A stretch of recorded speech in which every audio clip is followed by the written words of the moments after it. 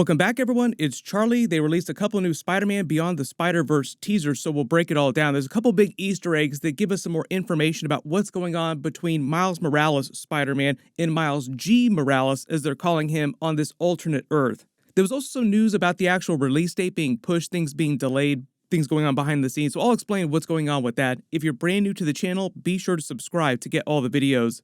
The first big thing is this new scene. It seems like a work in progress, or it might get worked into Beyond the Spider-Verse in some way in the next couple of years, where Aaron Davis is still the Prowler. You can see him in his suit here, teaching a slightly younger looking Miles G. Morales, as they're calling him. That's what they're calling this Prowler version of Miles from Earth 42.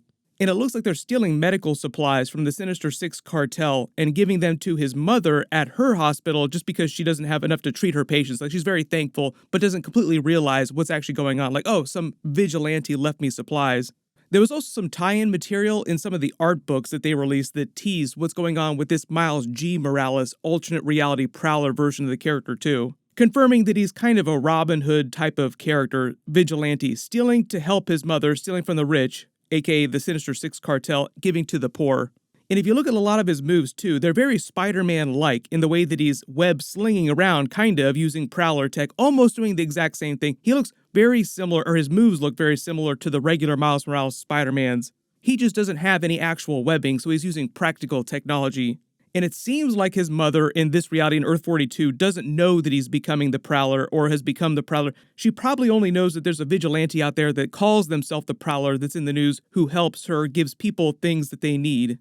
But just like regular Miles Morales' mother, she also hasn't totally figured out that this Miles G. Morales, her Miles Morales, hasn't become the Prowler on their world. So a lot of people were wondering what's going to happen after the end of Spider-Man Across the Spider-Verse, because they tease this big fight between the two of them, like he's slowly escaping using his shocker ability. It's meant to be a big callback to Spider-Man Into the Spider-Verse, where Peter B. Parker used his abilities to escape while Miles was talking to him.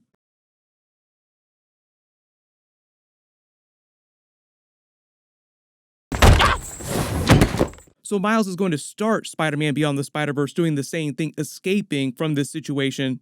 And even though the way they play the music, like the big reveal, they want you to think like Miles G. Morales is a villain, the idea is that they're trying to tell you through all these tie-ins and these teasers that really he's a vigilante, he's not an outright villain. That was what the regular Miles Morales Spider-Man was talking to Earth 42 Aaron Davis about before he realized what was really going on. He was trying to tell him about his uncle Aaron before he died. He wanted to be good, but he didn't know how. So they want to let you know that that's kind of going on with this Miles G. Morales Prowler version of the character. So a lot of people were wondering if they're actually going to fight, or if they're going to take a hard left turn and just surprise everyone and he won't be a villain, like he'll actually help this version of Spider-Man Miles Morales. My early theory in some of my previous videos is that he would eventually do that, but there'd be like a small fight, like you have to have them fight just a little bit. But the endgame idea is that Prowler Miles Morales, Miles G. Morales, is not going to wind up being a villain. My other early theory is that he would eventually wind up fighting the Sinister Six cartel on his Earth, and they would set those group of characters up as bigger villains on Earth 42. And they won't walk back Miles Morales' spider bite or anything like that, like he'll go back to his ultimate universe Earth. But at the end of the day, Miles G. Morales will just continue becoming a better version of the Prowler and become more of a good character, so to speak, more of a traditional good character, trying to defeat the Sinister Six cartel. They're a real big group, super powerful on this Earth, so it's not something that he would completely wrap up during Beyond the Spider-Verse. Like, he would just continue fighting the Sinister Six cartel on his Earth into adulthood. So part of the idea is that even in an alternate reality, even though things went completely terrible for him, like his father died, he didn't become Spider-Man, the traditional type of hero, things still worked out, like he's still good in this reality fundamentally. There was a longer character description for this Prowler Miles Morales too that they released. So it says, Miles G. Morales, aka the Prowler, is the alternate reality version of Miles who grew up completely different from him. This version of the character was never bitten by a radioactive spider and doesn't have any superpowers, but he has fallen into the role of becoming a vigilante, the Prowler. Notice that they say vigilante, not villain. Under the tutelage of his uncle Aaron, Miles comes face to face with his other version of himself and realizes that because one thing dropped the other way, everything has changed due to the butterfly effect, where one small change can later result in larger changes to a deterministic, non-linear system. In this case, an entire reality, says director Justin K. Thompson, internally we decided to call this parallel world version Miles G. Morales to avoid confusion. So I think that just confirms that we'll see like a very brief Miles versus Miles G. Morales at the beginning of Spider-Man Beyond the Spider-Verse until they both realize what's going on. Like, oh, we're not bad people. We want to help each other. While this is happening, Gwen assembles her own team, paying off her line from earlier at the movie at the beginning about never finding the right band to be in. The team is meant to be the right band here. It's everyone from the first movie in addition to Spider-Punk, who's come back, Spider-Man India, and Spider-Bite, who all end the movie entering the portal to Earth-42 to rescue Miles. So Beyond the Spider-Verse is meant to pick up immediately after these moments, like literally right as he's escaping the punching bag. Spider-Gwen's team will be way more focused on stopping the Spot and saving Miles' father. You can let me know if you think the Spot will wind up killing one of his parents or if they'll make it in time to save both of them. They really want you to wonder if one of them is going to survive. But here's the thing about the Spot. I think the reason why they kept hyping up the evolution of Miles' Spider Stinger shock ability is to show that he can drain the Spot's dark matter energy just like he drains other types of energy. It'll just mess Miles up big time, absorbing all that dark matter.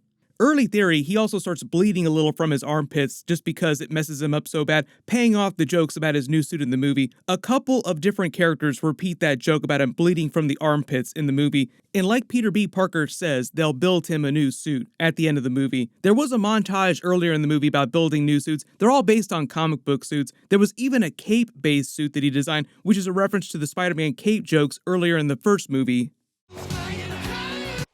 And it's a no on the cape. I think it's cool. Take that off. It's disrespectful. Spider-Man doesn't wear a cape.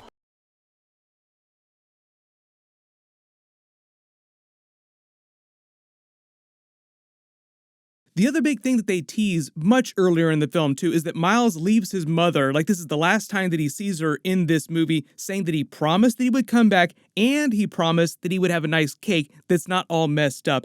So early prediction is that's how they end Beyond the Spider-Verse. They stop the Spot from collapsing all of reality, Spider-Man 2099 comes around on him and finally leaves him alone.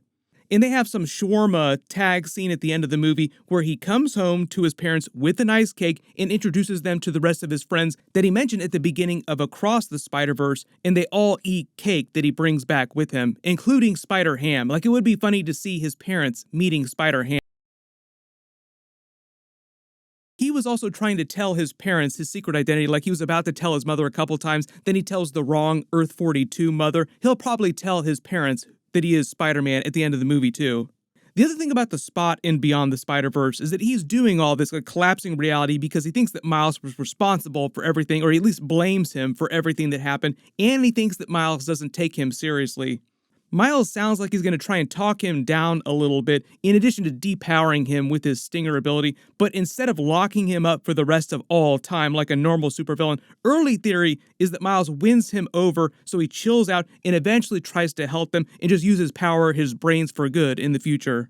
During the comics, the Spot was both a villain and a hero, so I think they're just playing on that same idea, like he could go either way. They'll end things in a more hopeful way, and the Spot will actually start doing some good.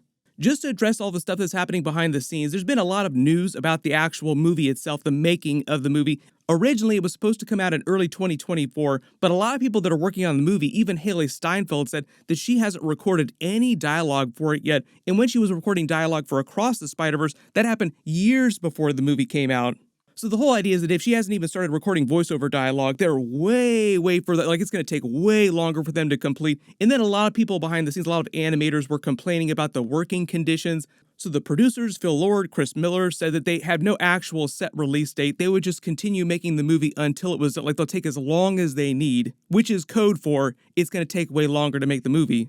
So right now, everybody assumes that it's going to be 2025 before the movie comes out. It could be a little bit longer, but I think just to be a little more optimistic, we'll say it'll take an extra year for them to finish it because they have already started working on it. It's just that they're not nearly as far along in the process as people would have assumed. In related news, that also puts that movie closer to the release date of Spider-Man 4 with Tom Holland, live action in the MCU. Now, that also might wind up getting delayed because of all the strikes that are happening right now. There's a writer's strike, there's an actor strike that might wind up happening. A lot of the big studios like Sony, Marvel, even DC canceled their Comic-Con plans, so there's no big Hall H panel happening for anybody. But there's still a bunch of stuff that's coming out. The stuff that's getting delayed is stuff that's like a couple years out. For example, Spider-Man 4.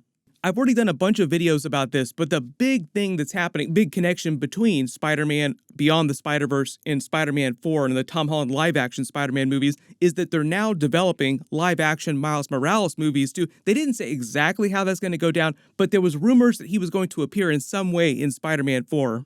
A little while ago when Across the Spider-Verse hit theaters, Shameik Moore was talking about this too. Like, he really wanted to play the live-action Miles Morales, and one of my early theories a couple years ago was that they would eventually just move some of these animated characters into live action because they're blending so many live-action elements into Across the Spider-Verse and Beyond the Spider-Verse.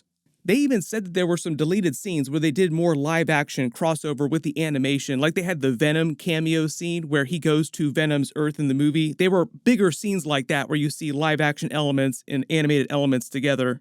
The reason why they wound up cutting a lot of that stuff out of the movie is because they said it just looked too ridiculous, if that's even possible. So if we do see some of these animated Spider-Verse characters show up in Avengers 6 Secret Wars, I think that they'll try to tune that just a little bit just to make it a little bit better. For example, it'd be really cool to see them substitute the Spider-Force, like Spider-Man 2099's giant team of Spider-Man from across the multiverse, for the Thor Corps in the traditional Secret Wars story. We'll probably start getting some more Beyond the Spider-Verse teasers later this year, so of course I'll do more videos as we see more Easter eggs or deleted scenes, so leave all your requests in the comments below. Everyone click here for my Secret Invasion Episode 3 video, and click here for that new Fantastic Four Doctor Doom Secret Invasion trailer video too. Thank you so much for watching. Everyone stay safe, and I'll see you guys in the next one.